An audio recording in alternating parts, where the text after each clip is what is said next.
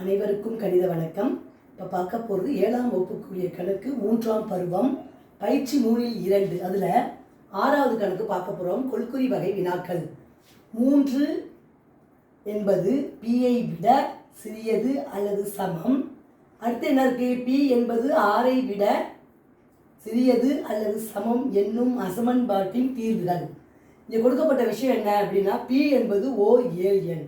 அதாவது 1லேருந்து ஸ்டார்ட் பண்ணணும். ஒரு 7 எண்ணா 1லேருந்தா, 0 வரக்கூடாது. 1லேருந்து ஆரம்பிக்கிறது 7 எண்.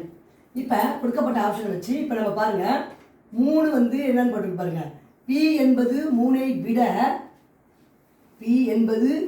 விட பெரியது. P வந்து பெரியது, 3ஐ விட பெரியது மற்றும் சமம். அப்படின்னா என்ன வரும்?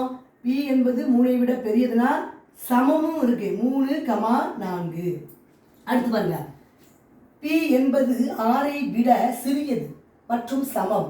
அப்போ P என்பது 6ஐ விட சிறியது அப்படின்னா என்ன வரும்? 5 மற்றும் 6 சமம்னு வர இருக்கு, அதனால மற்றும் 6. அப்போ இந்த கணக்குக்குரிய விடை வந்து என்னன்னு பார்த்தீங்கன்னா 3, 4, 5 மற்றும் 6. புரிஞ்சுங்களா?